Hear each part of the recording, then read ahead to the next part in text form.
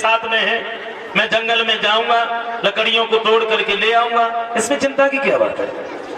श्याम और सुदामा जब वहां से चले, गुरुमाता ने सुदामा को अपने नजदीक बुलाया और एक बात कही है, बेटा घर में और तो कुछ भी नहीं है, 2-4 मुट्ठी चना पड़े हैं, लिए जाओ।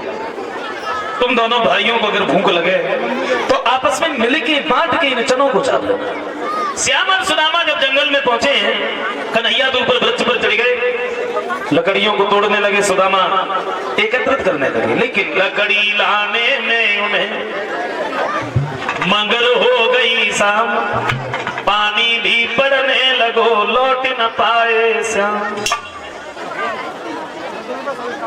रात हो गई, माह का महीना, बड़ी तेजी से सर्दी तो वैसे भी लग रही थी और अब पानी और बरसने लगा। हाँ,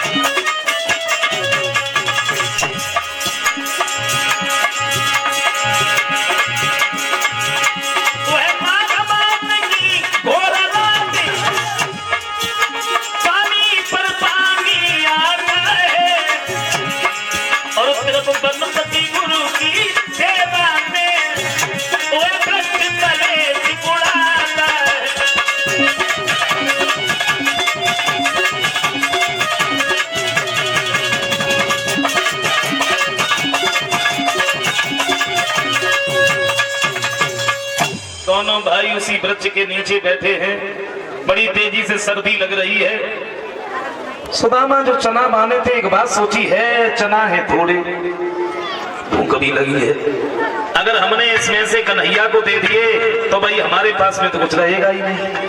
हाँ? सुदामा ने धीरे से वो चना निकाले, उन चनों को चावने लगे। और चना कोई ऐसी चीज तो है नहीं जो आप चावते रहो, आपके नजदीक जो बैठा है वो न जाने पाए। मोहन ने कट कट शब्द सुनो तो बोले भैया क्या खाता है, कछु होए तो निगाह मकाऊ दे दे, भूखन दम निकला जाता है। बोले सुदामा भैया, जब से तुम आए हो तब से मैं भी आया, भूख अगर तुम्हें लगी है तो भूख मुझे भी लगी है, और हमें ऐसा लग रहा है तुम कुछ खा रहे हो तो थोड़ा मुझे भी दे दो। जरा से चनों के पीछे सुदामा झूठ बोल गए, बोले कैसी बातें करते, क्या है कपटी बोला क्या रखा है, और बातों को जीत सताता है।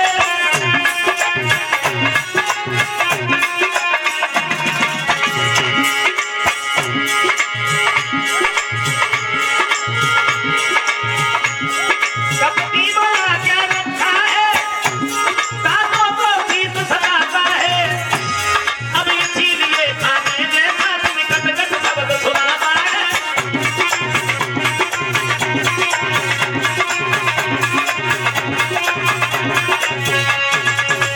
बोले इतनी तेजी से सर्दी लग रही है, सर्दी की वजह से हमारे दांत बज रहे हैं, तुम्हें ऐसा लग रहा है कि मैं कुछ खा रहा हूं। नहीं नहीं, मैं कुछ नहीं खा रहा। श्याम सुंदर सारी बात समझ गए, लेकिन कहा कुछ भी नहीं। बरसात जब कुछ थमी है, श्याम और सुदामा गुरुमाता के नजदीक आए। गुरुमाता ने पूछ दिया, श्याम क्या सुदामा ने तुम्हें कुछ खाने के लिए दिया? बोले भैया मुझे तो कुछ भी नहीं दिया। अपने नजदीक बुलाया और जवाब दिया है, हमने तुमसे ये कहा था दोनों भाइयों को अगर भूख लगे तो आपस में मिलकर के बांट करके उन चनों को चाप लेना, लेकिन तुमने ऐसा नहीं किया। अब तो तुम उस जंगल में फंस गए। जो गुरु से कपट करता है, मित्र से चोरी करता है, वो निर्धन होता है या फिर कोढ़ी होता है, गुरुमाता ने कहा। कुछ दिनों तक रुके हैं, उसके बाद में अपने अपने जब घर पर चले हैं तो एक दूसरे के गले लग के खूब रोए।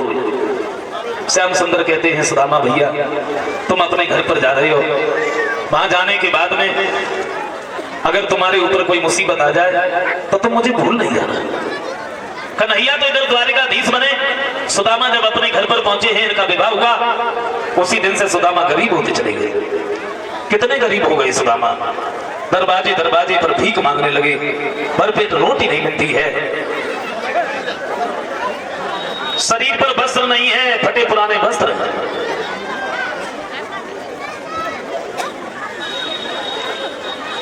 फटे पुराने वस्त्र, क्या दशा बना।